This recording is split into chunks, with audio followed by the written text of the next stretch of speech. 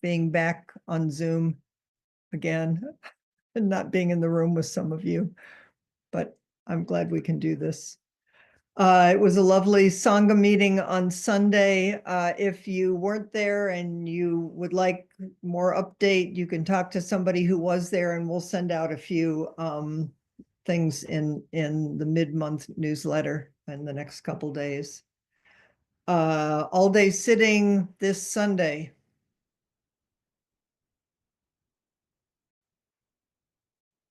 It's a radical act of kindness to sit your body down on the earth with and for all beings.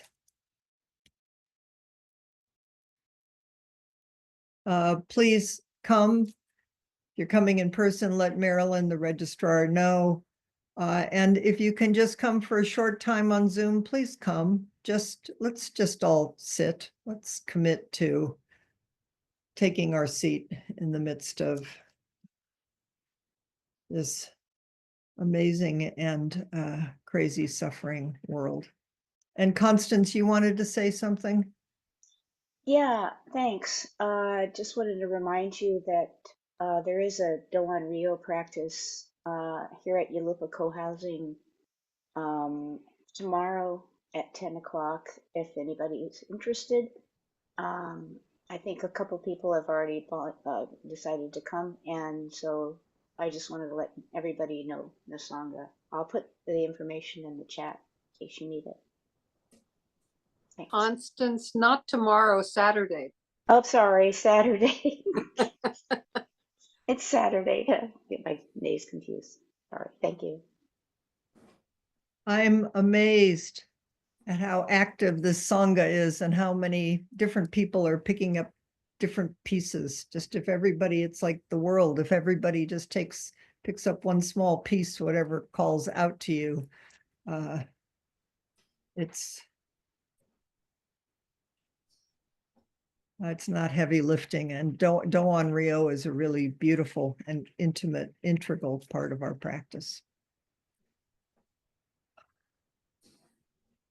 So we're continuing. Ranging streams flow on in the dark, Sandokai. We're going to chant it in a moment. And I'm also going to bring forward, and then this weekend at the sitting, I also want to bring forward, I want to talk about Avalokiteshvara and Bodhisattvas. And Rhonda McGee, who's a wonderful teacher, friend, has been recommending Brothers in the Beloved Community, the friendship of Thich Nhat Hanh and Martin Luther King. And I'm going to bring forward a little bit of that today, and I think hopefully on Sunday. Because her encouragement is, think of people who encourage you in difficult times. Archetypes, bodhisattvas, people, and certainly Martin Luther King and Thich Nhat Hanh are shining lights for us. So I'm really enjoying what I've read so far in their friendship. I think they only met twice, but it was deep and profound for both of them. So let's chant the Sandokai, and again, full body. Just enter the sound as it resonates in your body, as it plays and dances in the rain or wherever you are. This is, one might say, the song of the Bodhisattvas. So here we go. Can we put it on screen?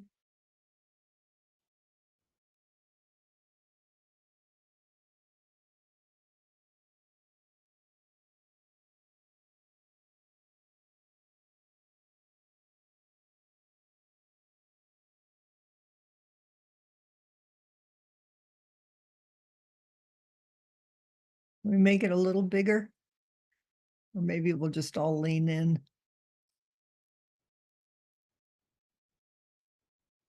Harmony of difference and equality. The mind of the great sage of India is intimately transmitted from west to east. While human faculties are sharp or dull, the way has no northern or southern ancestors. The spiritual source shines clear in the light. The branching streams flow on in the dark. Grasping at things is surely delusion. According with sameness is still not enlightenment. All the objects of the senses interact and yet do not. Interacting brings involvement, otherwise each keeps its place. Sights vary in quality and form, sounds differ as pleasing or harsh. Refined and common speech come together in the dark. Clear and murky phrases are distinguished in the light. The four elements return to their natures, just as a child turns to its mother. Fire heats, wind moves, water wets, earth is solid, eye and sights, ear and sound, nose and smells, tongue and tastes. Thus with each and everything, depending on these roots, the leaf spread forth. Trunk and branches share the essence, revered in common, each has its speech. In the light there is darkness, but do not take it as darkness. In the dark there is light, but do not see it as light. Light and dark oppose one another, like the front and back foot in walking. Each of the myriad things has its merit expressed according to function and place. Excuse me. Phenomena exist. Box and lid fit. Principle responds. Arrow points meet. Hearing the words, understand the meaning. Do not set up standards on your own. If you do not understand the way right before you, how will you know the path as you walk? Progress is not a matter of far or near, but if you are confused, mountains and rivers block your way. I respectfully urge you who study the mystery, do not pass your days and nights in vain.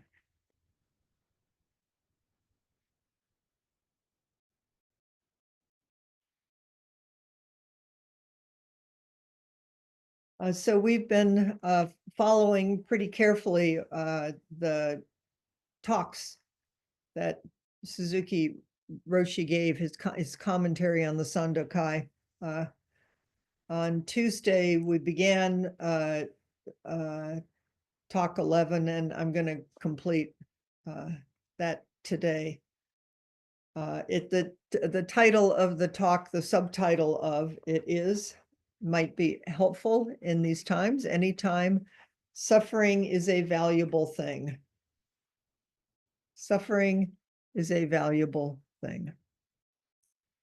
The phrases that we're focusing on are, on Tuesday, we focused on each of the myriad things has its merit expressed according to function and place. And today we'll focus primarily on phenomena exist, box and lid fit, principle responds, arrow points meet.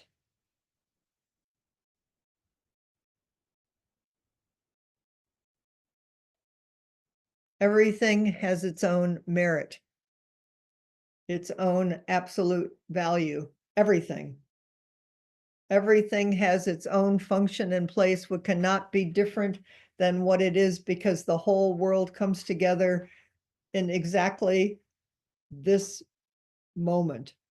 All the 100,000,000 causes and conditions, past, present, and future, throughout countless time and space, creates this moment. And this moment is incomprehensible because the minute you say moment, it already took, the moment is moving, changing, dynamic, alive.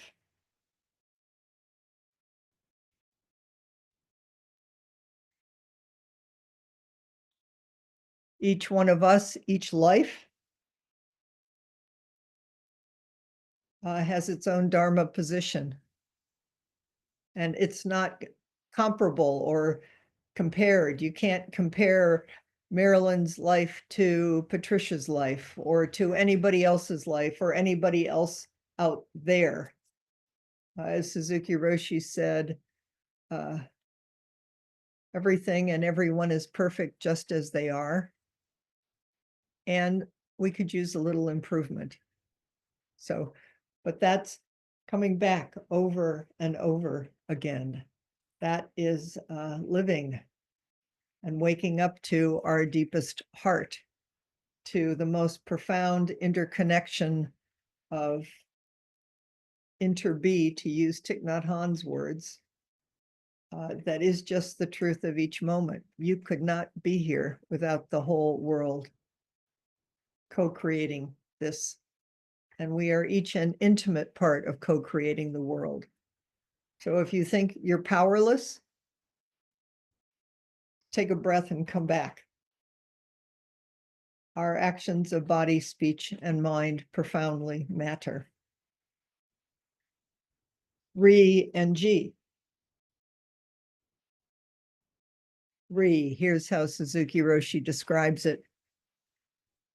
When you see or listen to something, the whole universe is included.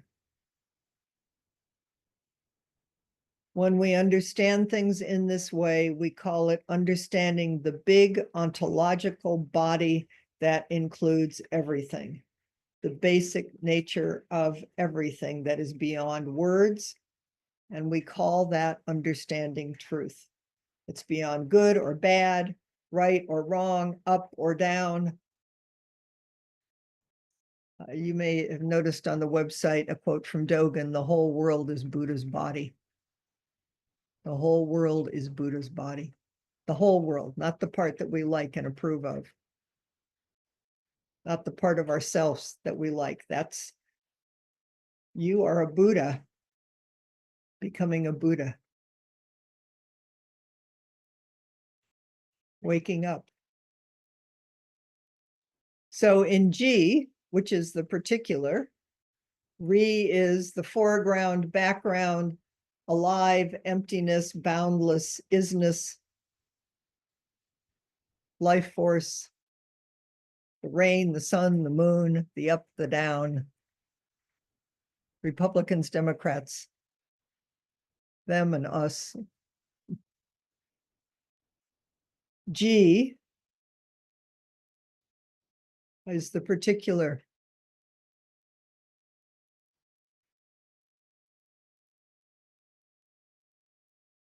G and Re, the expression of G in the particular coming through each one of us. That's what a bodhisattva's life is. That's a bodhisattva vow. That's turning and being turned by the whole universe in each moment. And if you think,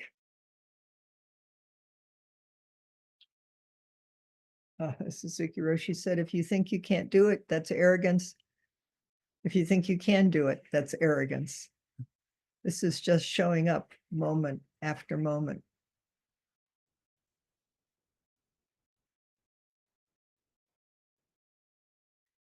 When you become you, Zen becomes Zen. What is that? And what is the appropriate response? Again, Suzuki Roshi, the oneness of Re and G apply to each occasion and to everything. So when you encounter things, you should know that right there, the true teaching is revealing itself. Usually you see one side of reality and not the other.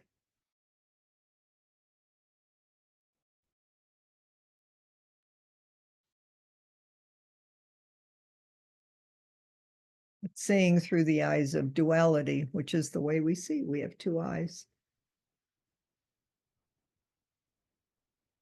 I've said this before, but is the description of that what a human being, a human bodhisattva is, we go back and forth. We see the particular, and then we remember or sense or have a felt sense of interconnection in the absolute, and then we go back and forth, and it's a kind of dance.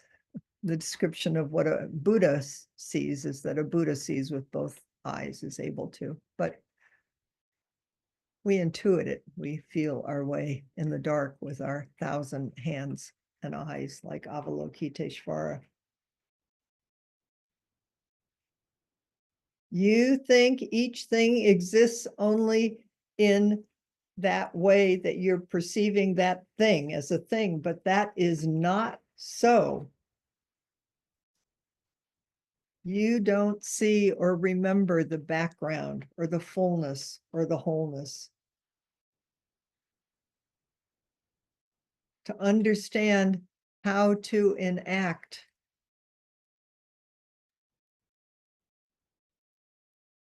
G and Re in each moment is our practice, our continuous ongoing practice. And that's the great thing about these times right now. Is we're all stumbling, we're all wondering, we're all suffering, no matter what you think your belief system is, everybody's suffering here and scared and afraid.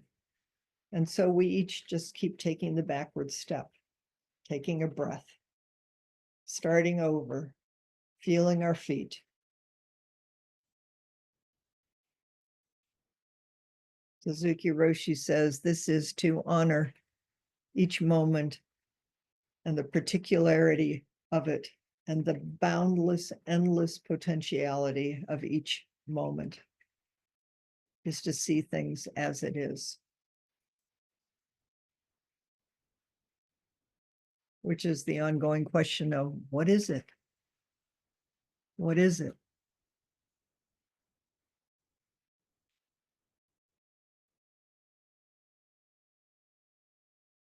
Again, the great thing about this time is if you, like me, keep getting caught in reactivity or the shock of what are we doing? This can't be happening, or what's happening, is the suffering will keep pointing us back to practice body, to breath body, to bodhisattva vow.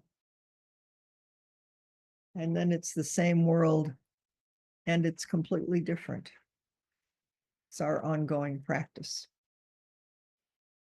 Which brings us to phenomena exist, box and lid fit, principle responds, arrow points meet. We talked a little bit about this on Tuesday of some of the phrases in the Sandokai, like arrow points meet. It's like, what is it? That image gets embedded, becomes an ongoing teaching and a koan. Box and lid fit. What is it?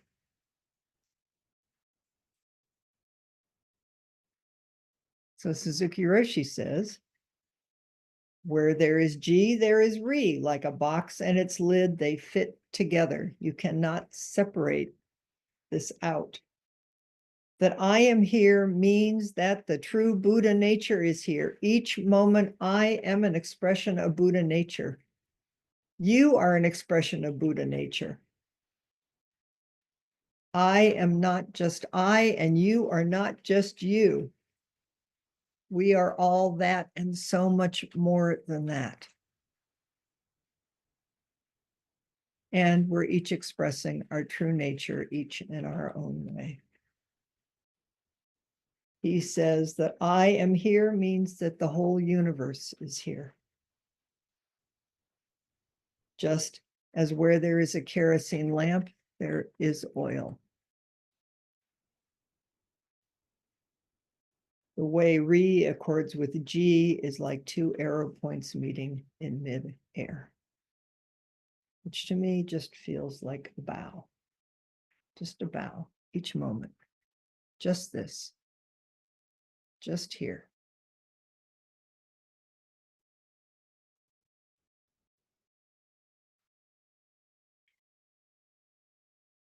Which is faith practice.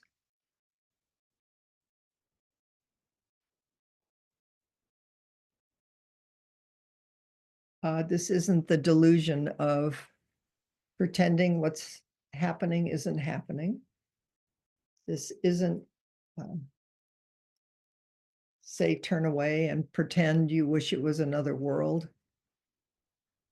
This is being completely present in this moment and trusting that there is something happening here in each moment and through each one of us that is so much more than we can even begin to imagine. and that we are each in our own way so much more powerful than we can imagine, but not power in the conventional way. This is Bodhisattva, Thich Nhat Hanh, meeting Martin Luther King, arrow points meet, box and lid fit, that we encourage each other and wake each other up.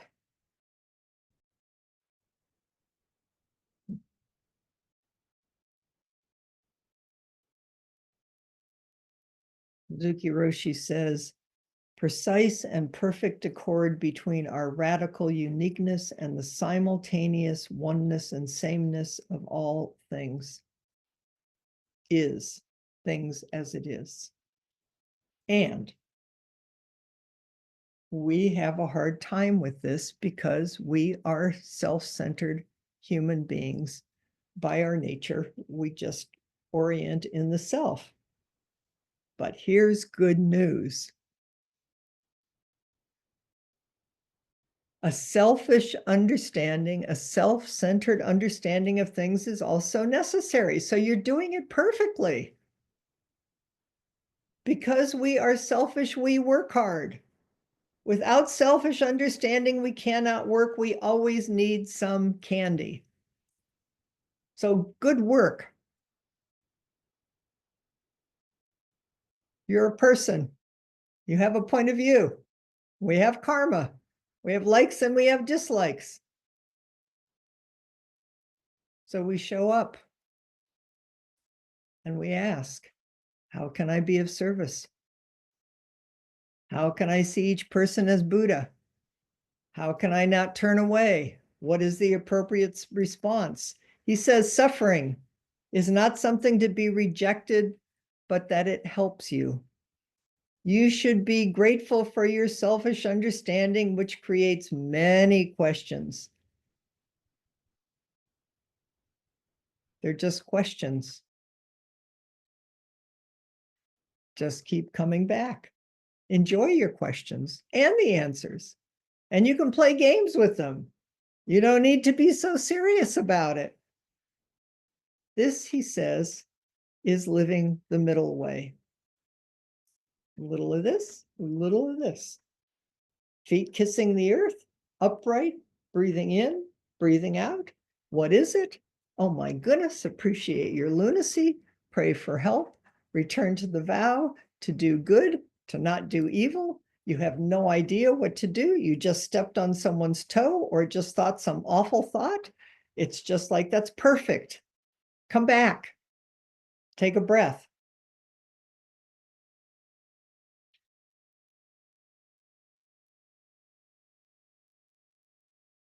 Everything in ways we can't understand is touching us in the particular and in the immensity. So Suzuki Roshi encourages us. Sandokai encourages us. The real teaching is life. Not as we imagine it, but right where we are. Good work, Bodhisattvas. You got a life, a rare and precious human life. And we were born in exactly this time, which seems to me what a great time for bodhisattvas to be born, because there's plenty of work to do. And it's really hard to go to sleep right now, or maybe that's, we all have our different coping mechanisms. Going to sleep and turning away is not one of mine. Maybe it's one of yours, but that's okay too, because then it's like somehow that will help you find your own ground and wake up, because you can't go too far this way or too far this way, or you go a little this way or a little that way, but the middle way is just keep coming back. I am here and the whole universe is here, and suffering is a valuable thing. He has a whole section in talk 10 or 11, whichever it is, about suffering and groaning, about not just groaning from your throat or groaning from up here. It's like groan from your belly. And if you're going to suffer, bring it down in your belly. Oh. full-bodied.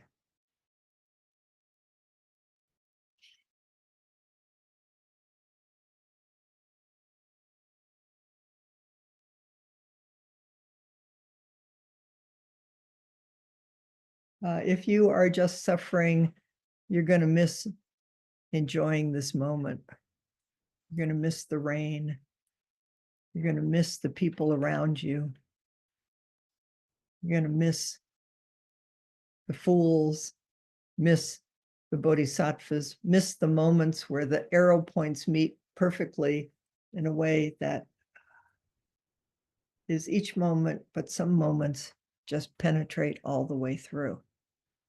It pierces our hearts and our minds. Oh, alive. Oh. So Suzuki Roshi completes this passage, this talk, that what we're talking about is Zazen. Zazen is the embodiment of this. Sitting upright, not leaning over here, wishing it was nirvana or heaven, not sitting over here.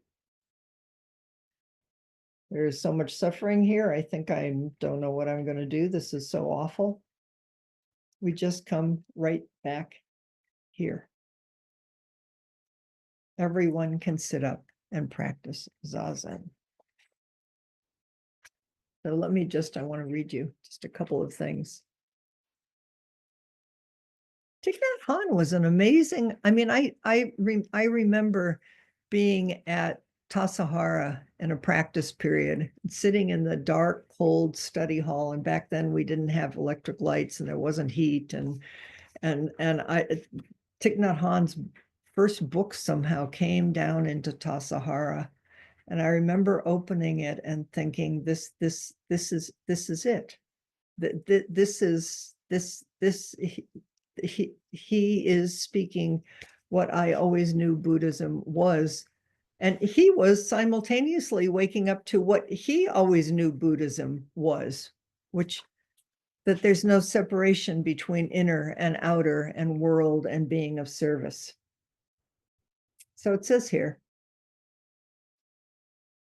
he is a young monk, was learning the main tenets of Mahayana Buddhism, that all of life is interconnected and that there are great beings who, within the web of life, convey compassion to all other beings, helping to free them from delusion and needless suffering. Bodhisattvas just sit in the middle way. They're just sitting right here. They completely know suffering. And they also completely know that the suffering world isn't what you think it is. They know about love and wisdom. These light-filled beings are called bodhisattvas. Bodhisattvas mean awake to the fullness of wisdom. Bodhi means awake to the fullness of wisdom, and sattva means being. So a bodhisattva is a being who embodies the wisdom of life. Compassion is at the heart of the wisdom of the bodhisattva. Their wisdom is never isolated or self-contained. Bodhisattvas exist to serve all beings. The interconnection of all beings and the role of the bodhisattvas are the two key tenets of Mahayana Buddhism. Now, some of you may know, I think Marianne's here. I know she loves this book, and Chan Kwong is a nun who, a very close associate, who has a beautiful book. Should look at that too, Learning True Love. And they found each other. She found him, but he also found her. And I thought this is a really beautiful passage of how she describes this. I wrote to him and told him about my work. She was working with poor people and my dream of social change in Vietnam. I also expressed concern that most Buddhists did not seem to care about poor people. I said that I did not believe that helping poor people was merely merit work. Like you do it in Buddhism is like you gather merit, but because it's like I'm doing this so that I can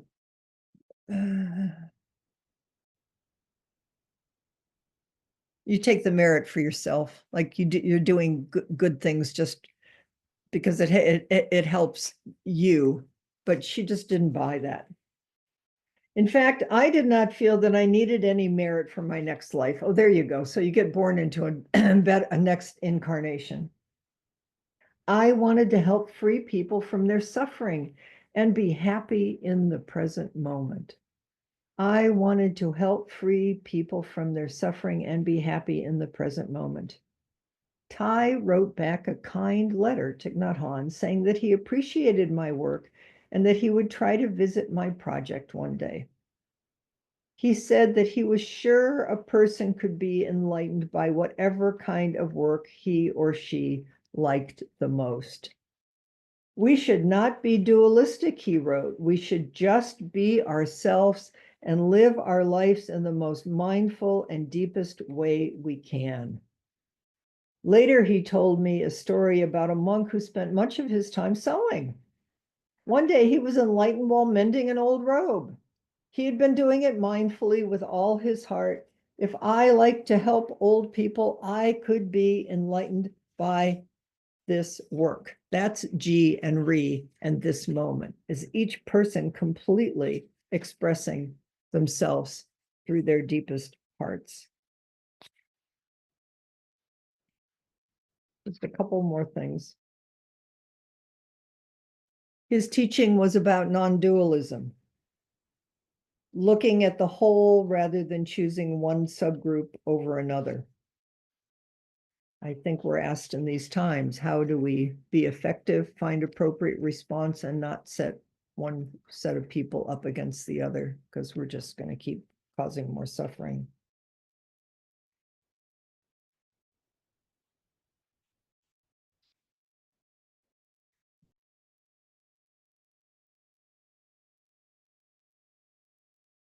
Thich Nhat Hanh marshaled his own mindfulness, his own practice, the power of his community, Sangha, the importance of Sangha and community, I'm sure has never been more important.